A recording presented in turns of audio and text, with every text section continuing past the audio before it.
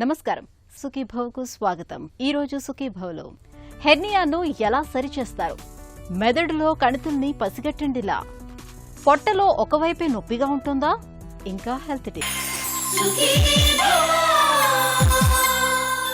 కొన్ని రకాల సమస్యలతో పెద్దగా ఇబ్బంది లేకపోయినా బాగా అసౌకర్యాన్ని కలిగిస్తూ ఉంటాయి. హెర్నియా అలాంటి సమస్యే. వాడుకలో దీన్నే పేగుజారడంగా పిలుస్తారు. దగ్గినప్పుడు, తుమ్మినప్పుడు చర్మం కింద నుంచి ఉబ్బులాగా బయటకు కనిపిస్తూ చిరాకు పుట్టించే హెర్నియాకు ఆధునిక వైద్యంలో ఇవాళ చక్కటి చికిత్స అందుబాటులో ఉంది. అయితే మనలో చాలా మంది హెర్నియాను పెద్దగా పట్టించుకోరు, అలాగే తోసేసుకుంటూ తిరుగుతూ ఉంటారు. మరీ తప్పదనుకున్నప్పుడు లంగోటాను, బెల్ట్ను బిగించి కడుతూ ఉంటారు. ఇలాంటి నాటు వైద్యాలు చేయటం వల్ల హెర్నియాకు రక్త ప్రసరణ సరిగ్గా జరగక పేగులు కుళ్ళిపోయే ప్రమాదం ఉంటుందని చెబుతారు డాక్టర్లు. హెర్నియా గురించిన పూర్తి వివరాలను ఇప్పుడు తెలుసుకుందాం.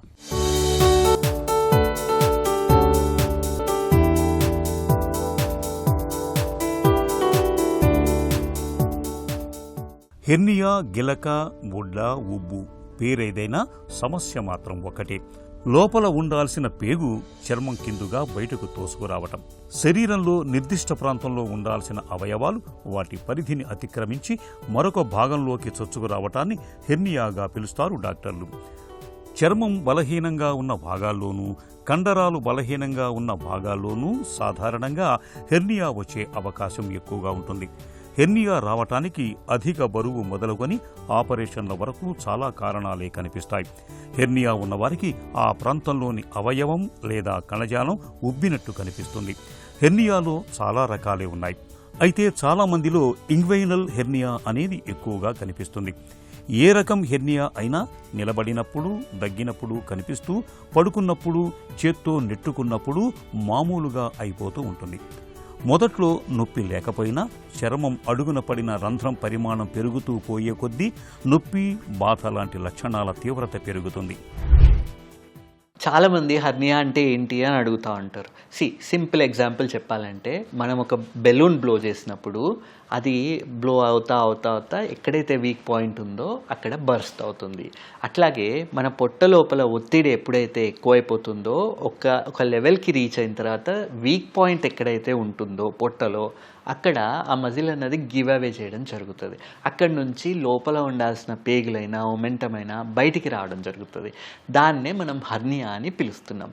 అయితే మగవాళ్ళల్లో ఇంగ్వైనల్ హెర్నియాస్, గజ్జల్ పార్ట్ ఇంగ్వైనల్ రీజన్లో వచ్చే హెర్నియాస్ ఎక్కువగా ఉండడం చూస్తున్నాం. అందులో కూడా ఇప్పుడు యంగ్ ఏజ్ వాళ్ళలో ఇండైరెక్ట్ హెర్నియాస్ అనేవి ఎక్కువ ఉంటాయి. ఎల్డర్లీ ఏజ్ వాళ్ళల్లో డైరెక్ట్ హెర్నియాస్ అన్నది మజిల్ వీక్ అయిపోవడం వల్ల రావడం చూస్తున్నాం. అట్లాగే ఆడవాళ్ళల్లో ప్రెగ్నెన్సీ టైంలో యూట్రస్ అన్నది డిస్టెండ్ అవ్వడం వల్ల ఆ యూట్రస్ అన్నది ఒక రకమైన ప్రెషర్ని ఎగ్జర్ట్ చేయడం చూస్తాం యాంటీరియర్ అబ్డామినల్ వాల్ మీద. అందుకే వాళ్ళల్లో అంబ్లికల్ హెర్నియాస్ అన్నవి ఎక్కువగా చూడటం జరుగుతుంది.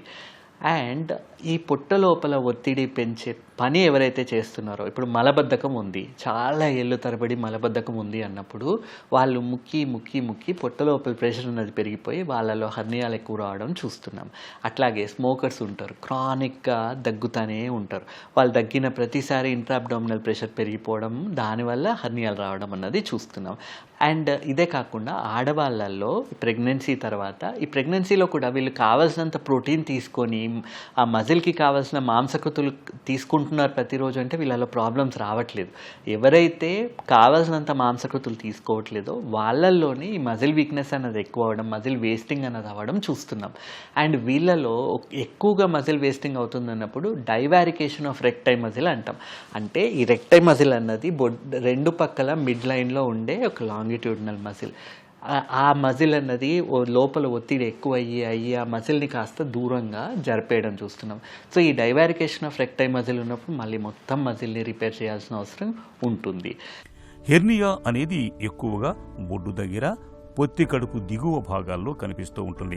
దగ్గినప్పుడు, బరువులు ఎత్తినప్పుడు, మలమూత్ర విసర్జన సమయాల్లో హెర్నియా తాలూకు ఉబ్బు మరింత స్పష్టంగా తెలుస్తుంది. చేతితో ఒత్తితే ఉబ్బు తిరిగి లోపలికి వెళ్ళిపోతూ ఉంటుంది. ఎక్కువగా బరువులు ఎత్తేవారిలోనూ, మద్యపానం చేసేవారిలోనూ, స్థూలకాయులు, వృద్ధులు, ఎక్కువ ఆపరేషన్లు చేయించుకున్న వారిలో హెర్నియా వచ్చే అవకాశాలు ఎక్కువగా ఉంటాయి. ఇక పసికందుల్లో, తల్లి గర్భంలో 7 నెలల వయసు వయసు మగపిండంలో బీజాలు పొత్తి కడుపులో ఉండి ప్రసవానికి ముందు కిందికి జారుతాయి. ఒకవేళ 7 నెలలకే బిడ్డ పుడితే బీజాలు కిందికి రాక లేదా పేగులు, కొవ్వు, ద్రవం పొత్తి కడుపులోని బలహీన ప్రదేశంలోకి చొచ్చుకొచ్చి హెర్నియా తయారవుతుంది. ఈ హెర్నియాను నిర్లక్ష్యం చేస్తే రంధ్రం పెద్దదవుతూ అందులోంచి బయటకొచ్చిన పేగులకు రక్త ప్రసరణ సరిగా అందక పేగులు కుళ్ళిపోయి సెప్టిక్గా మారి ప్రాణాపాయం సంభవించే ప్రమాదం ఉంటుంది. ఇందులో ఏ సర్జరీ ఎవరికి బెటర్ అన్నది వాళ్ళ సిచ్యువేషన్ ఎట్లా ఉందన్నది చూసి నిర్ధారించడం జరుగుతుంది. ఇప్పుడు ఎవరైనా స్మోకర్స్ ఉన్నారు, గుండెకి సంబంధించిన ప్రాబ్లమ్స్ ఉన్నాయి, ఊపిరితిత్తులకు సంబంధించిన ప్రాబ్లమ్స్ ఉన్నాయి, వాళ్ళు లాప్రోస్కోపిక్ సర్జరీకి ఫిట్గా లేరు అన్నప్పుడు ఓపెన్ సర్జరీ చేయడం జరుగుతుంది. ఇప్పుడు ఇంకొకళ్ళు వాళ్ళకి జనరల్ అనెస్థీషియా ఇచ్చినప్పుడే గుండె మీద లోడ్ పడుతుంది అన్నప్పుడు వాళ్ళు లాప్రోస్కోపీకి ఫిట్గా ఉండరు. ఎందుకంటే లాప్రోస్కోపీలో మళ్ళీ పొట్ట లోపల కార్బన్ డైఆక్సైడ్ అన్నది నింపేస్తాం. సో నింపేసినప్పుడు బ్యాక్ ప్రెషర్ అన్నది హార్ట్ మీద, లంగ్ మీద పడే ఛాన్సెస్ ఉంటాయి. సో వాళ్ళకి ప్రాణాపాయ పరిస్థితి ఉండొచ్చు. కాబట్టి వాళ్ళల్లో ఓపెన్ సర్జరీయే బెటర్ అని చెప్పుకోవడం జరుగుతుంది. అండ్ రోబోటిక్ సర్జరీ ఎక్కడ బెనిఫిషియల్, ఇదేమైనా హెల్ప్ అవుతుందా, ఎక్స్ట్రా హెల్ప్ అవుతుందా అంటే సాధారణంగా సింపుల్ హెర్నియాస్కి రోబోటిక్ సర్జరీ హెల్ప్ అవ్వదు. కాకపోతే యాంటీరియర్ వాల్ రీకన్స్ట్రక్షన్స్ అనేవి చేస్తాం. అంటే పెద్ద డైవరికేషన్ ఉంది, పెద్ద రిపేర్ చేయాలి. ఇప్పుడు లాప్రోస్కోపీలో ఆ ఇన్స్ట్రుమెంట్ రొటేషన్, రిస్ట్ రొటేషన్ అన్నది మనకు ఉండదు.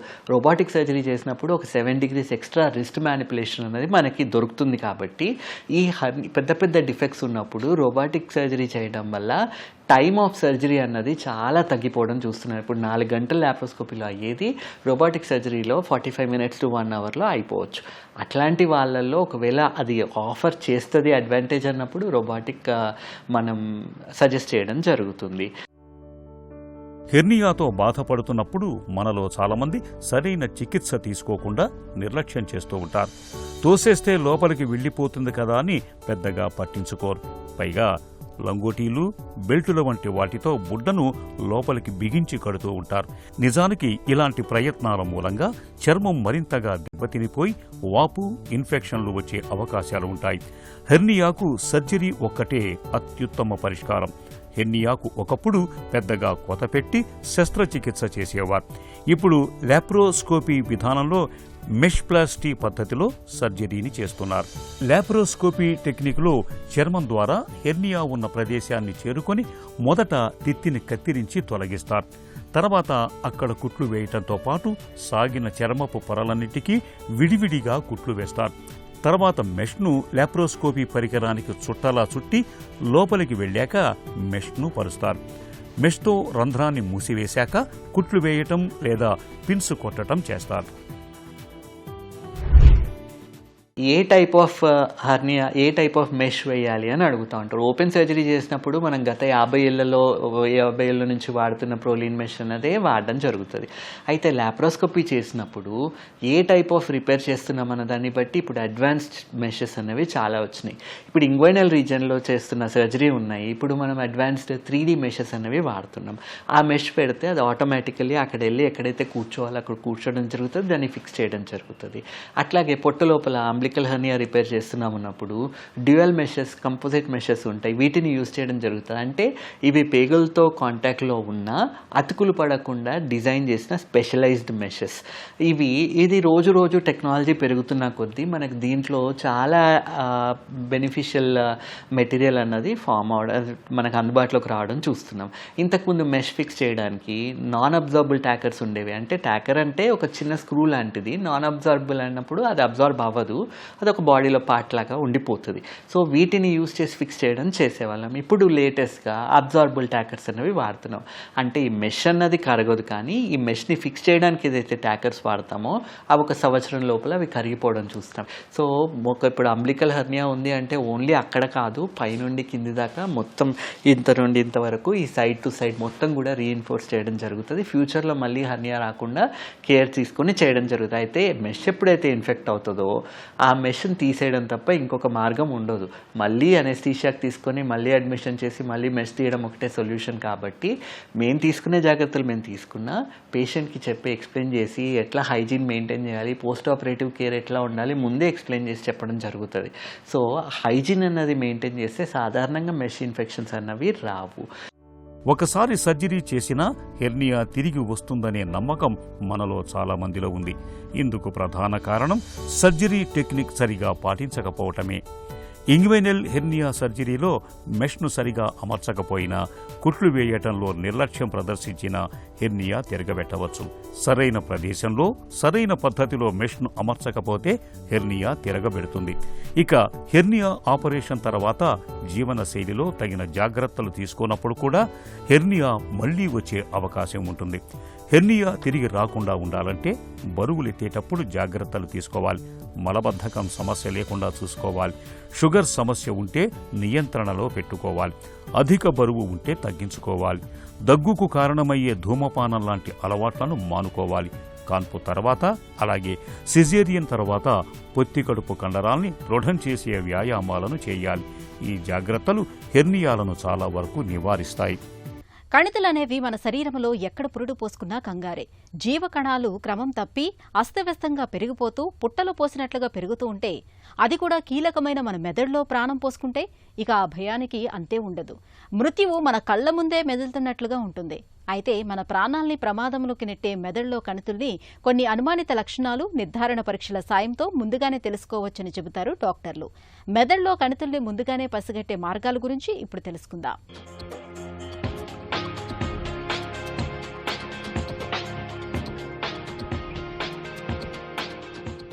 మెదడులో కణితుల్ని మనలో చాలామంది అవి పూర్తిగా ముదిరిపోయేదాకా గుర్తించలేకపోతూ ఉంటారు. నిజానికి మెదడులో కణితులు పురుడు పోసుకుంటున్నప్పుడు వాటి తాలూకు సంకేతాలు మనలో చాలానే కనిపిస్తూ ఉంటాయి. మెదడులో కణితుల అనుపానుల్ని పట్టించే హెచ్చరిక సంకేతాలు ఎలా ఉంటాయంటే, తరచూ తీవ్రమైన తలనొప్పి వస్తూ ఉంటుంది. తలనొప్పితో పాటు వాంతులు కూడా అవుతూ ఉంటాయి. ఇలా తరచూ వచ్చే తలనొప్పిని, వాంతుల్ని కాస్త సీరియస్గా తీసుకుని తగిన పరీక్షలు చేయించుకుంటే మెదడులో కణితుల్ని చాలా వరకు తొలి దశలోనే గుర్తించవచ్చు. అలాగే 20 ఏళ్ల తర్వాత ఉన్నట్టుండి మూర్ఛలు మొదలవటం కూడా మెదడులో కణితుల తాలూకు సంకేతాలే.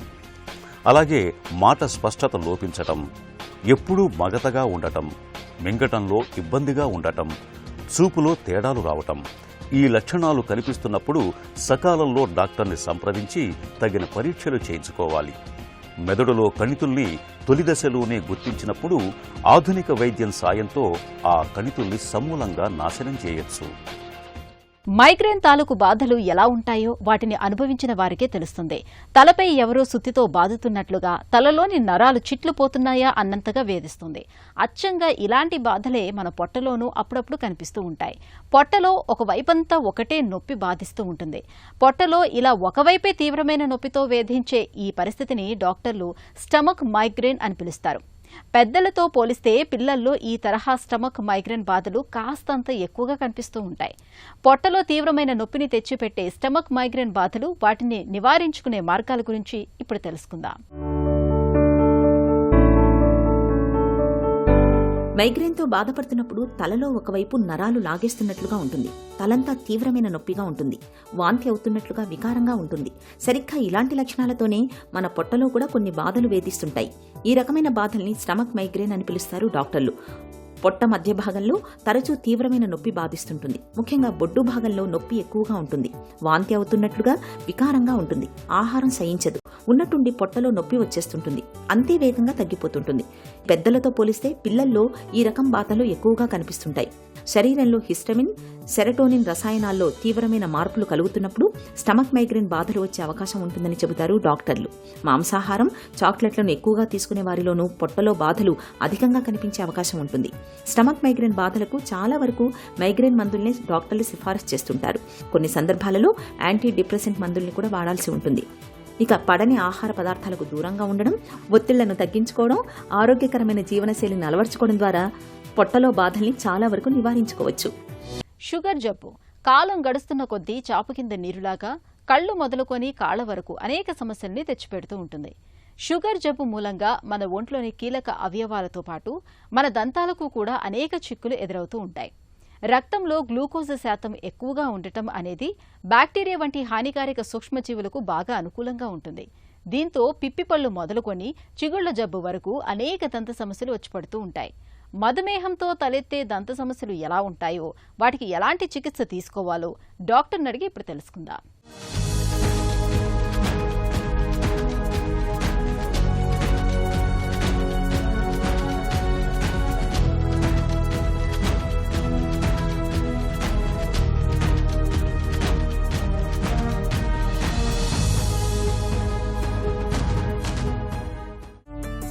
మధుమేహులకు దంత సమస్యల ముప్పు ఎందుకు ఎక్కువ?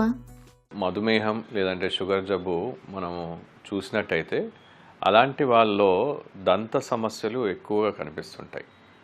ఇందులో ముఖ్య కారణం ఏంటంటే ఈ షుగర్ లెవెల్స్ లేదంటే ఈ మధుమేహంలో ఉన్న వాళ్ళలో షుగర్ లెవెల్స్, గ్లూకోజ్ లెవెల్స్ పెరిగినట్టయితే అలాంటప్పుడు చిగుళ్ళలో వాపు వస్తుంది. ఈ వాపు వల్ల మనకేంటంటే ఆల్రెడీ నోట్లో ఉన్న బ్యాక్టీరియా ఇన్ఫెక్షన్స్ అని ఇంకా ఎక్కువగా అయ్యే అవకాశం ఉంటుంది. సో దానివల్ల మనకి ఈ వాపు వల్ల షుగర్ లెవెల్స్ పెరిగినప్పుడు, ఈ గ్లూకోజ్ లెవెల్స్ పెరిగినప్పుడు ఈ వాపు రావడం వల్ల మనకి మధుమేహంలో మనకి ఇన్ఫెక్షన్స్ అనేవి చూస్తుంటాం. దీంతోపాటు చిగుళ్ళ జబ్బు ఒకటే కాకుండా మనకేంటంటే చిగుళ్ళ ఈ వాపుతో పాటు షుగర్స్ పెరిగిపోయినప్పుడు కొన్నిసార్లు టీత్ క్యావిటీస్ వచ్చే అవకాశం కూడా ఉంటాయి. మధుమేహంతో తలెత్తే దంత సమస్యలు ఎలా ఉంటాయి? మధుమేహంతో ముఖ్యంగా మనం చూసినట్టయితే మధుమేహంతో మనకు వచ్చేటివి చిగుళ్ళ జబ్బులు అనేది ఎక్కువగా చూస్తుంటాం. ఎందుకంటే ఈ చిగుళ్ళలో వాపు ఈ మధుమేహంలో ఈ గ్లూకోజ్ లెవెల్స్ పెరిగినప్పుడు చిగుళ్ళలో వాపు ఎక్కువగా ఉంటాయి కాబట్టి ఆ చిగుళ్ళ జబ్బులు అంటే మొట్టమొదటి దశలో చిగుళ్ళ నుండి రక్తం కారటం, చిగుళ్ళలో వాపు రావటం, చీము రావటం, ఇంకా సివియర్ కేసెస్లో ఏంటంటే పళ్ళు కదలటం, ఇలాంటి లక్షణాలు కూడా మనం చూస్తుంటాం. సో ఇవి మనం మధుమేహంలో చూసే కొన్ని లక్షణాలు. దాంతోపాటు ఏంటంటే కొంతమందికి మధుమేహం పెరిగినప్పుడు మనకేంటంటే క్యావిటీస్ వచ్చే అవకాశం కూడా ఎక్కువగా ఉంటాయి. సో ఇన్ఫెక్షన్, నోట్లో బ్యాక్టీరియా ఎక్కువగా ఉండడం వల్ల పిప్పి పళ్ళు వచ్చే అవకాశం ఉంటుంది. కొన్ని కేసెస్లో మధుమేహంతో కొన్నిసార్లు ఏంటంటే కొన్ని మాత్రలు, మందులు తీసుకునే వాళ్ళలో కూడా మనం చూసినట్టయితే డ్రై మౌత్, జీరోస్టోమియా లేదంటే డ్రై మౌత్, నోట్లో లాలాజలం తగ్గిపోవటం, ఇలాంటి లక్షణాలు కూడా చూస్తుంటాం. మధుమేహుల్లో దంత సమస్యల్ని ఎందుకు పట్టించుకోవాలి?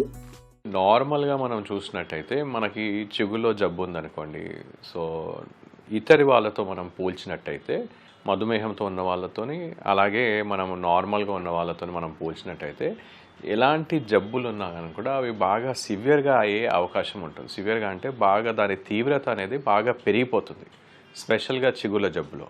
సో చిగుళ్ళ జబ్బే పిప్పి పన్నే కానీ లేదంటే నోట్లో ఈ లాలజలం తగ్గిపోవటము, నోట్లో అల్సర్స్ రావటం, ఇలాంటి అన్నీ కూడా మనకు మధుమేహం ఉండడం వల్ల మనకి ఇమ్యూన్ రెస్పాన్స్ అంటే మన రోగ నిరోధక శక్తి కూడా బాగా తగ్గిపోతుంది. అండ్ మన నోట్లో ఏంటంటే మనం ఎంత బాగా మెయింటైన్ చేసినా, ఎంత శుభ్రత మెయింటైన్ చేసినా కూడా 100% మనం బ్యాక్టీరియా లేకుండా మనం చూసుకోలేము. అందుకోసమని కొద్దిగైనా బ్యాక్టీరియా ఉంటుంది. సో అందులో మనం సరిగ్గా బ్రష్ చేసుకోకుండా అందులో అక్కడ ఇన్ఫెక్షన్స్ ఉన్నట్టయితే మధుమేహంతో కలిసినట్టయితే ఇంకా పెరిగిపోయే అవకాశం ఉంటుంది. దాని తీవ్రత అనేది బాగా పెరిగిపోతుంది. అలాంటప్పుడు చిగుళ్ళ జబ్బుతో పళ్ళు కదలటం, పంటి నొప్పి రావటం, సివియర్ కేసెస్లో పళ్ళు ఊడిపోవటం, ఇలాంటివి కూడా చూస్తుంటాం. మధుమేహంలో కనిపించే దంత సమస్యలకు చికిత్స ఎలా? మధుమేహంలో ఉన్న వాళ్ళకి ఏంటంటే మొట్టమొదటిగా మనం ఆ షుగర్ లెవెల్స్, గ్లూకోజ్ లెవెల్స్ తగ్గేలాగా చూసి దాని తర్వాత వాళ్ళకి చికిత్స చేస్తూ ఉంటాం. స్పెషల్గా ఒకవేళ షుగర్ లెవెల్స్ ఎక్కువగా ఉన్నట్టయితే మనం శస్త్రచికిత్స అనేది మనం చేయలేకపోతాం. లేదంటే శస్త్రచికిత్స అనేది మనం ఆ షుగర్ లెవెల్స్ కంట్రోల్లో తీసుకొచ్చి చేస్తాం. ఎందుకంటే ఒకవేళ మనం శస్త్రచికిత్స ఎలాంటైనా శస్త్రచికిత్స చేసినట్టయితే చిన్న గమ్ సర్జరీయే కానీ, జింజివెక్టమీయే కానీ, పన్ను తీయడం లేదంటే ఇంప్లాంట్ పెట్టాలన్నా కానీ కూడా మనకి ఈ మధుమేహంలో ఉన్న వాళ్ళు షుగర్ లెవెల్స్ కొద్దిగా కంట్రోల్లో ఉండేటట్టు చేసి అప్పుడు మనం చికిత్స చేస్తాం. సో దీంతో ఏంటంటే సెకండరీ ఇన్ఫెక్షన్స్ రాకుండా మనం కాపాడుకోవచ్చు, మొదటిది. రెండోది ఈ చిగురులో కానీ దీంట్లో మనం వారి యొక్క రోగ నిరోధక శక్తి తగ్గిపోతుంది కాబట్టి మనం శస్త్రచికిత్స చేసిన తర్వాత సెకండరీ మళ్ళీ ఇన్ఫెక్షన్ వచ్చే అవకాశం ఉంటుంది. అలా రాకుండా మనం కాపాడుకోవడానికి మనం ఇలా ఫస్ట్ షుగర్ లెవెల్స్ తగ్గించి, రెండోది వాళ్ళకి ఒకవేళ సివియర్గా అన్కంట్రోల్డ్ డయాబెటీస్ అంటే షుగర్ లెవెల్స్ కంట్రోల్ లేకుండా ఉన్నట్టయితే అలాంటి వాళ్ళు ఇన్సులిన్ కూడా వాడేసి కంట్రోల్లో తీసుకొచ్చి అలాంటప్పుడు మనం చికిత్స చేస్తాం. సో మనం చికిత్స చేసేది చిగుళ్ళ జబ్బు ఉన్నట్టయితే లేజర్స్ వాడుతూ చేస్తాం. సో ఇందులో ఏంటంటే శస్త్రచికిత్సలో కూడా చిగుళ్ళకి సంబంధించినప్పుడు ఈ లేజర్ జింజివెక్టమీస్, లేజర్ దాంతో చేసినట్టయితే నార్మల్ శస్త్రచికిత్సతో మనము పోల్చినట్టయితే దాని యొక్క ఎఫెక్ట్స్, సైడ్ ఎఫెక్ట్స్ కానీ దానిది చాలా తక్కువగా ఉంటాయి. అంటే సెకండరీ ఇన్ఫెక్షన్ వచ్చే అవకాశం తక్కువగా ఉంటుంది. దంత సంరక్షణ విషయంలో మధుమేహులు ఎలాంటి జాగ్రత్తలు తీసుకోవాలి? మధుమేహంలో ఉన్నవాళ్ళు కొన్ని సింపుల్ జాగ్రత్తలు తీసుకోవాలండి. అంటే నోటి పరిశుభ్రత సరిగ్గా మెయింటైన్ చేయటం, బ్రషింగ్, ఫ్లాసింగ్. అంటే బ్రషింగ్తో పాటు పళ్ళ మధ్య ఇరుక్కున్న ఆహార పదార్థాలని డెంటల్ ఫ్లాస్తో క్లీన్ చేయటం. రెండోది 2 సార్లు బ్రష్ చేయటం, మార్నింగ్, నైట్ టైం బ్రష్ చేయటం కూడా చాలా ముఖ్యం. మూడోది మనకి బ్రషింగ్తో పాటు ప్రతి 6 నెలలకు దంత వైద్యుని సంప్రదించినట్టయితే ఎలాంటి చిన్న ఏమన్నా మనకి ఇన్ఫెక్షన్స్ కానీ పిప్పి పళ్ళు కానీ మొట్టమొదటి దశలోనే మనం వాటిని గుర్తించి వాటికి తగ్గట్టుగా చికిత్స చేస్తాం. వీటితో పాటు మధుమేహంలో ఉన్నవాళ్ళు రెగ్యులర్ డయట్, కరెక్ట్గా బ్యాలెన్స్ డయట్ ఫాలో కావటం, నీళ్ళు ఎక్కువగా తీసుకోవటం, దాంతోపాటు సరైన పద్ధతిలో ఎక్సర్సైజెస్ మెయింటైన్, షుగర్ లెవెల్స్ని కరెక్ట్గా మెయింటైన్ చేయటం, అలాంటి జాగ్రత్తలు తీసుకున్నట్టయితే మనకి దంత సమస్యలు రాకుండా మనం కాపాడుకోవచ్చు. మధుమేహం బారి నుంచి దంతాలను కాపాడుకునేందుకు రక్తంలో గ్లూకోజ్ అదుపు తప్పకుండా చూసుకోవటం ఒక్కటే పరిష్కారం. మందులు, ఆహార నియమాలు, వ్యాయామాల సాయంతో షుగర్ జబ్బును చక్కగా నియంత్రణలో ఉంచుకోవాలి. అలాగే తరచూ దంత పరీక్షలు చేయించుకుంటూ ఉండటం మేలు. ఇక ఈ రోజు కార్యక్రమాన్ని ముగించే ముందు ఒక చిన్న చిట్కా మీకోసం. నెలసరిలో అధిక ఋతుస్రావంతో బాధపడుతున్నప్పుడు బియ్యం కడిగిన నీటిలో 3 గ్రాముల దాల్చిన చెక్క పొడిని కలిపి నిత్యం తాగటాన్ని అలవాటు చేసుకోండి. అధిక ఋతుస్రావం సమస్య క్రమంగా తగ్గిపోతుంది.